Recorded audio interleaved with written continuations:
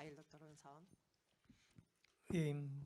Para Ana, me gustó mucho tu presentación, pero hay una duda que siempre me queda respecto al Ana o Analia. Ana Glenboski.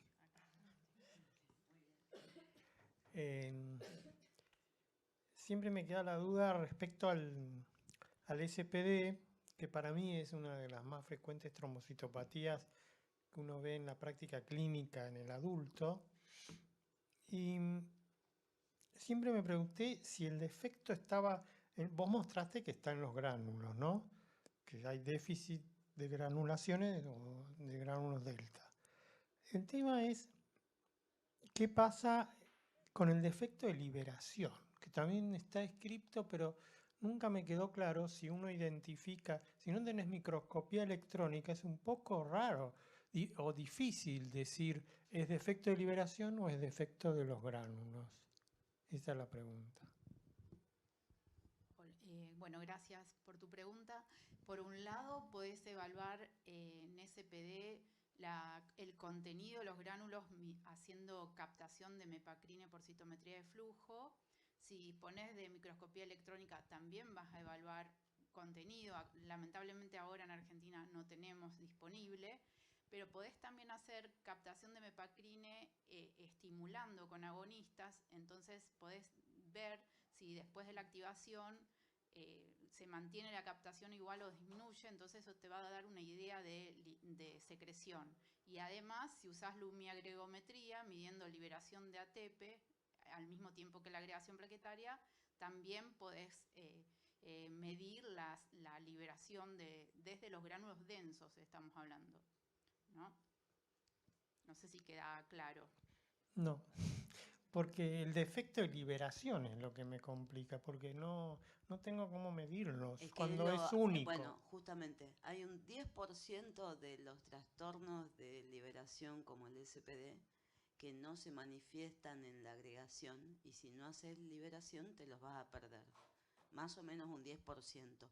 No es tan frecuente como uno piensa y si no tenés método de liberación, el diagnóstico te lo vas a perder. No hay manera de hacer un diagnóstico de SPD si no haces la liberación. Estoy de acuerdo. Y hacer un uptake de mepacrina si no tenés un screening funcional, no sé si es una cosa práctica. Todo lo que es plaquetario es laborioso. Si vos no tenés medidas de detección previas. Lo que pasa es que primero vas a sospechar el SPD cuando hagas la agregación plaquetaria con la liberación. Y ahí después vas a ir a continuar evaluando los gránulos densos mediante otra técnica que te permita evaluar contenido y secreción, ¿no?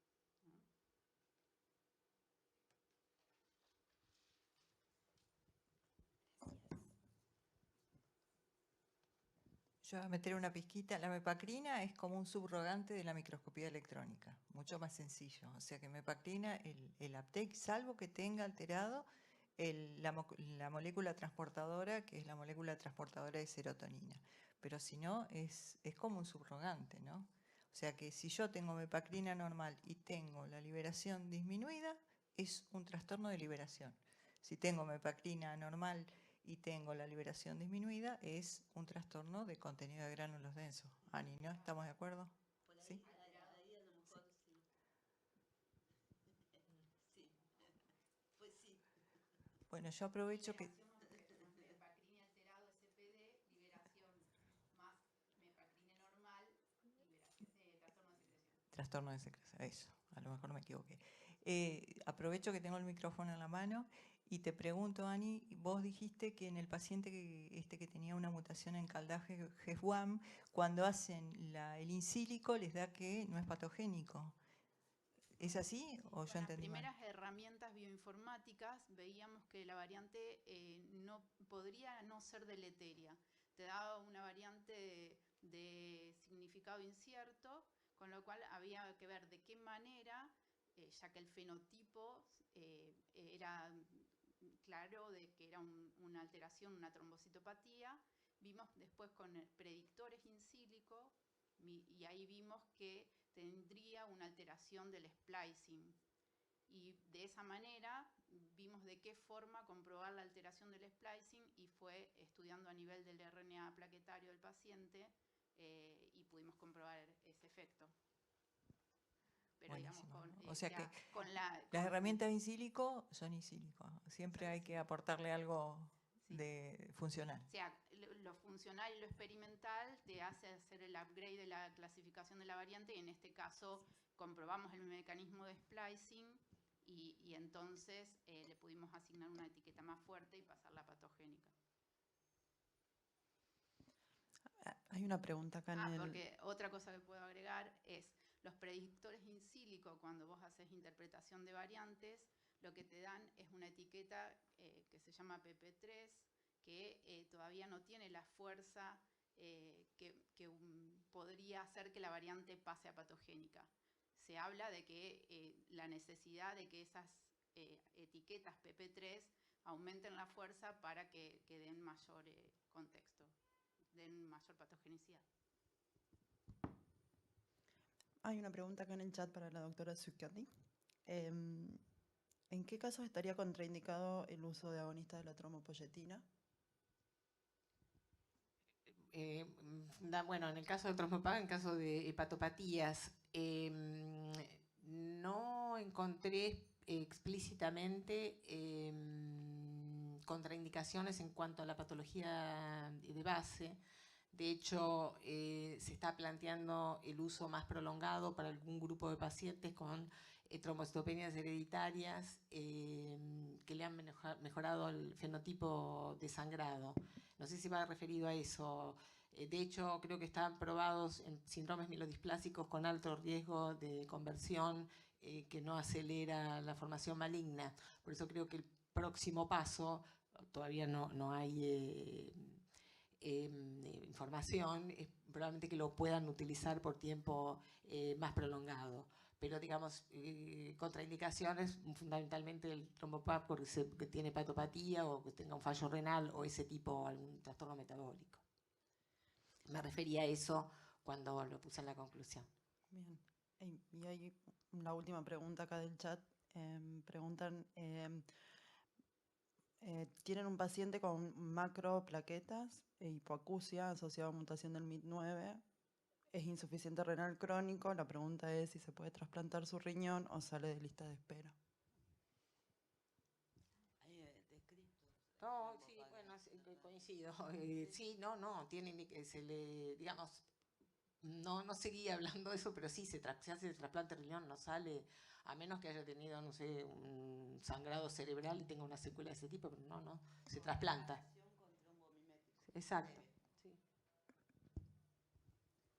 El tema de los trombomiméticos pasa porque el paciente o los tutores, como le toca a la doctora, accedan y conozcan cuáles son los riesgos que enfrentan y los que no sabemos que enfrentan.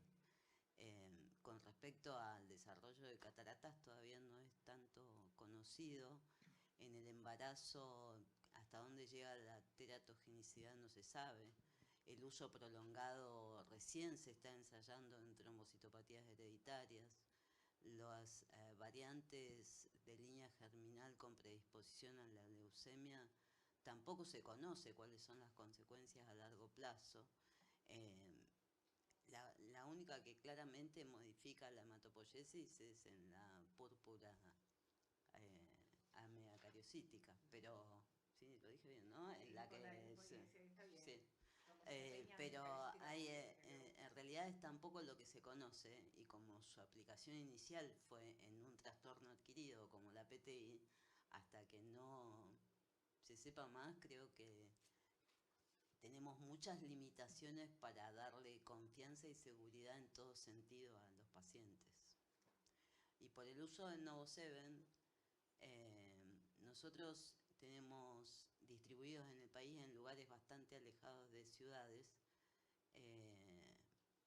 uno en Córdoba, otro en Santiago, uno en el sur, Caldá, que tienen a disposición factor 7 recombinante activado en el hospital para enfrentar las epistasis, que en los niños son severas, invalidantes y anemizantes, llevándolos a 6 de hemoglobina. Y es una indicación que, bueno, los pediatras yo debo decir que siento celos porque la tienen mucho más fácil, acceden a un montón de tratamiento que para los adultos nos cuesta un montón.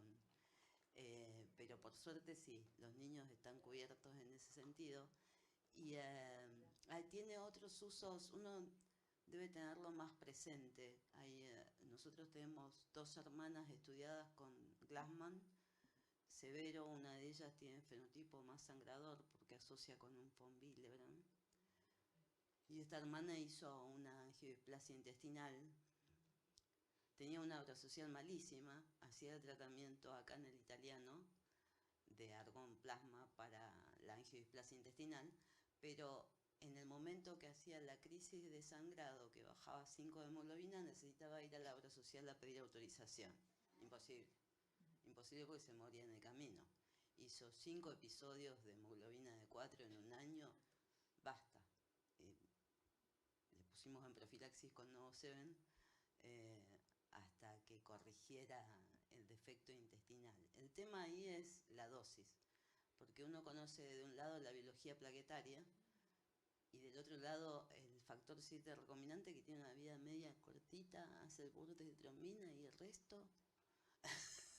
¿Cómo llegó hasta la próxima dosis? Tampoco está tan claro el tema de la profilaxis prolongada. Sí, bueno, gracias. Las 3 charlas muy lindas. La pregunta es para Analía. No obstante, las conclusiones del trabajo que mostraste de embarazo y indicación de vía obstétrica, que muestra que la indicación tiene que ser por causas obstétricas y no rutinariamente indicar una cesárea. ¿Cuál es tu conducta ante pacientes con trombocitopenias hereditarias o desorden de la función plaquetaria y sangrado importante en el día a día o con recuentos plaquetarios menores a 50.000? ¿Te guías por el criterio obstétrico? ¿Solés indicar una cesárea para mayor cuidado del bebé o cuál es tu conducta? Creo que el Glassman y el Bernard Soulier se quedan afuera de toda lógica por el riesgo de aloinmunización y el riesgo de trombocitopenia neonatal. Por eso son pacientes que requieren controles mensuales o más cercanos para chequear que no haya hemorragia intraútero. Y creo que justamente esos son los bebés que hay que planear una cesárea para evitarle el trauma del canal del parto o cualquier accidente que pueda ocurrir. Fuera de esa situación, todo depende de la historia de sangrado de las madres y de su respuesta a tratamientos previos. Porque es verdad que la aloinmunización no es lo mismo en el resto de las trombocitopatías. No es una situación grave, no se asocian. A mí me sorprendió del registro de ustedes las 2 hemorragias intracraneales, pero es verdad que eran situaciones fuera de lo común, porque eran 2 MIH9 con 12.000 y 19.000 plaquetas, y uno de los bebés al que le contaron las plaquetas tenía 9.000. Era desastroso ese chiquito. Entonces, si no habrá tenido algo más, si ese chico no estaría aloinmunizado además de tener su MIH9. Me pasa que en un trabajo tan grande y tan... Por suerte no eran nuestras los pacientes que...